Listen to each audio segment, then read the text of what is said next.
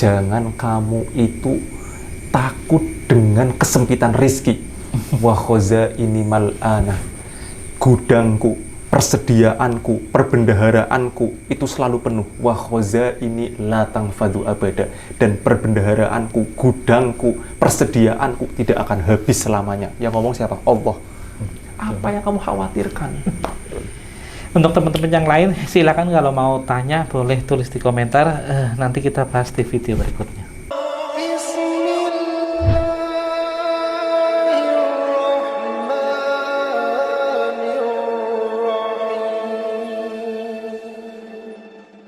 Ada pertanyaan di komentar nih Gus. Jadi pertanyaannya, bagaimana caranya supaya hidup berkecukupan? Silakan Gus. Kalau ngomong masalah cukup atau enggak cukup, itu sudah hubungannya sama hati. Iya. Iya. Jadi bagaimana seseorang ini menata hatinya biar merasa cukup. Ini yang paling utama itu dulu. Iya. Iya. Sebab kita ini manusia, kalau mau dipikir-pikir, itu tidak akan merasa cukup. Ya enggak? Iya, betul. Keinginan kita ini banyak banget. Kalau mau dipenuhin, nggak bakal penuh. Iya. Malah saya pernah melihat nih, kalau nggak salah di kitab Riyadhus Shalihin. Saya lupa itu di situ tentang bab apa. Yang jelas ada gambar kotak. Lah, kotak itu ada garis yang tembus daripada kotak tersebut. Nah, saya pikir ini hanya sekedar gambar biasa. Ternyata gambar ini adalah menunjukkan bahwa kotak ini kehidupannya manusia, umurnya. Dan garis yang lebih daripada kotak tersebut, ya, itu cita-citanya orang, keinginannya orang, kebutuhannya orang. Jadi artinya apa? Kebutuhan kita ini manusia, keinginannya, kecita-citaannya itu lebih banyak daripada umurnya. Jadi umurnya kita paling berapa sih? 60 tahun, 70 tahun, 80 tahun, mungkin ada yang 90 tahun, udah hebat sekali zaman sekarang. Iya kan? Iya. Tapi cita-citanya, keinginannya lebih daripada itu. Belum tercapai semua, sudah meninggal. Jadi artinya yang pertama, hati ini harus qanaah. Ya, qanaah ini merasa cukup, merasa puas apa yang Allah berikan kepada kita. Ya, dalam satu keterangan disebutkan ta'riful qanaah ini, definisi qanaah. Ya, qanaah itu ridho bima a'tallah. Puas dengan apa yang Allah berikan kepada kita. Jadi kita harus merasa puas dulu. Nah, kepuasan ini nanti ada kita harus merasa bersyukur kepada Allah, rela apa yang Allah berikan kepada kita. Yang penting pertama kita harus merasa puas bahwa ini sedikit atau banyaknya pemberian dari Allah Subhanahu wa taala. Ini adalah ketentuan Allah untuk kita semua, untuk pribadi untuk pribadi orang masing-masing. Iya. Jadi kalau mau merasa cukup, pertama tata dulu pikirannya, tata dulu hatinya bahwa yang Allah berikan kepada kita, kita harus ridho, kita harus rela apapun pemberian dari Allah Subhanahu wa taala.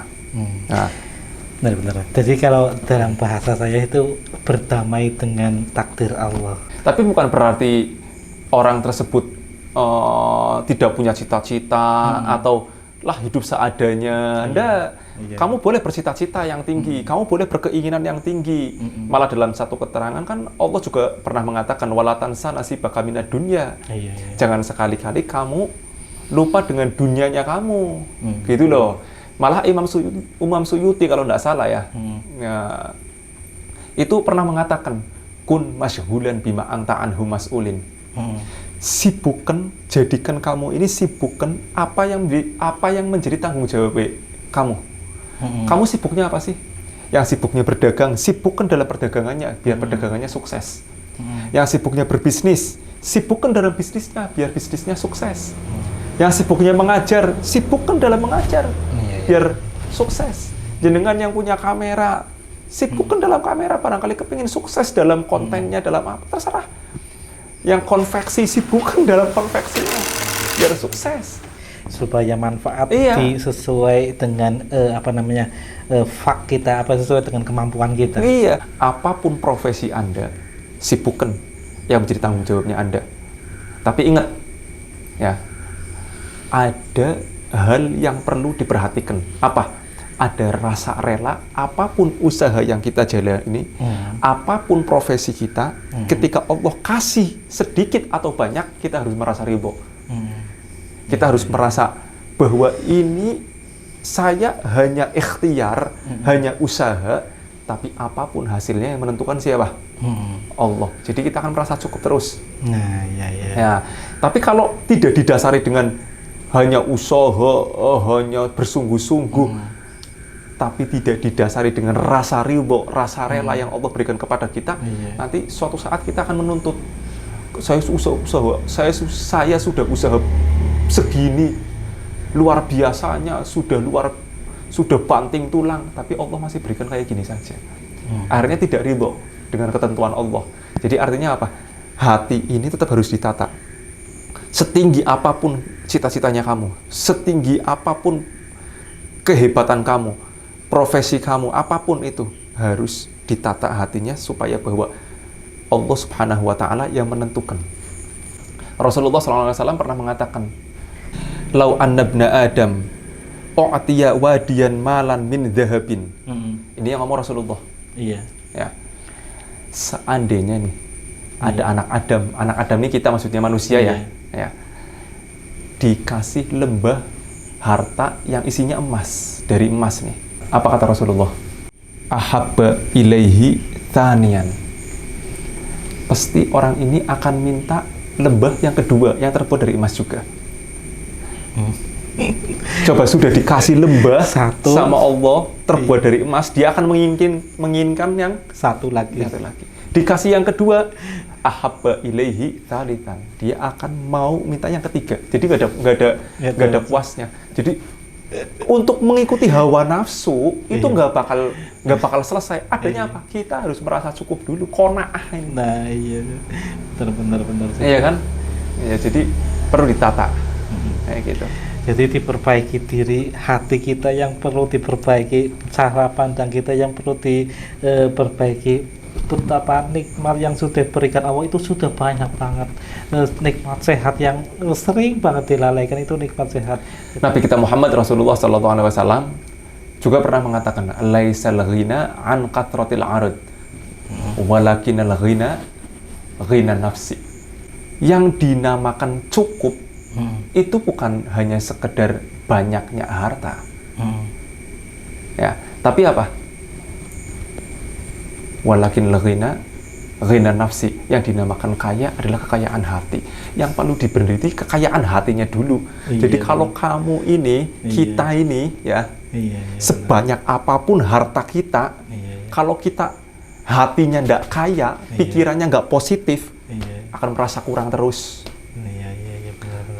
Tapi orang, walaupun hidupnya sederhana, hatinya kaya, dia akan merasa puas apa yang diberikan oleh Allah Subhanahu wa Ta'ala kepada dirinya. Jadi yang perlu ininya nih. Iya, benar. Iya kan? Hati kita yang dibenerin dulu. Kita contoh aja lah Rasulullah SAW. Kita tahu Rasulullah SAW adalah orang yang sangat-sangat sederhana. Coba bayangin. Diriwayatkan Rasulullah itu rumahnya tidak lebih dari 5 meter kali 5 meter. Tapi coba bayangkan, rumah yang tidak lebih dari 5 meter kali 5 meter, kita kalau masuk ini harus menunduk karena atapnya terlalu pendek. Tapi Rasulullah SAW berani mengatakan, baiti jannati, rumahku adalah surgaku. Saya mau tanya sama jenengan, pantas enggak rumah kayak gitu dibilang surga?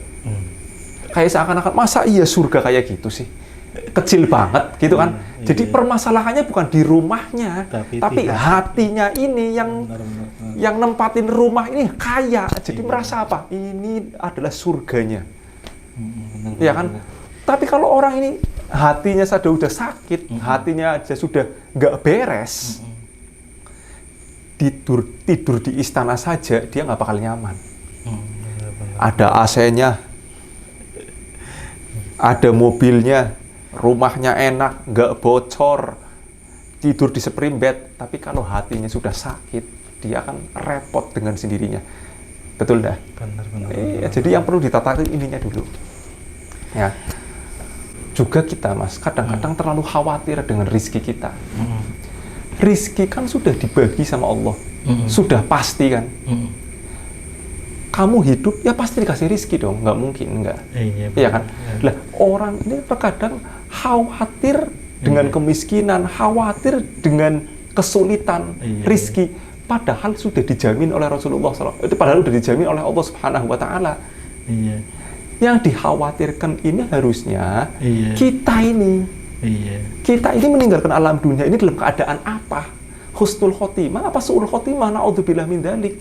Makanya para aslafuna soleh dulu, ulama-ulama zaman dahulu, itu ketika sudah tua mengkhawatirkan anak-anaknya nanti setelah meninggal dirinya, ini nanti anak-anaknya tetap berakidah ahli sunnah wal jamaah terus apa enggak? Tetap istiqomah.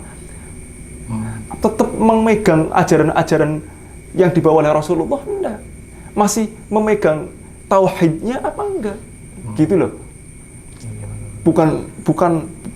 Bukan masalah zaman sekarang ya. Ya, mungkin kebanyakan zaman sekarang khawatir. Mungkin khawatir nanti kalau meninggal nanti anak-anaknya mau makan apa? Nanti punya rumah apa belum? Iya kan? Banyak sekali. Jadi mengkhawatirkan sesuatu yang sudah pasti.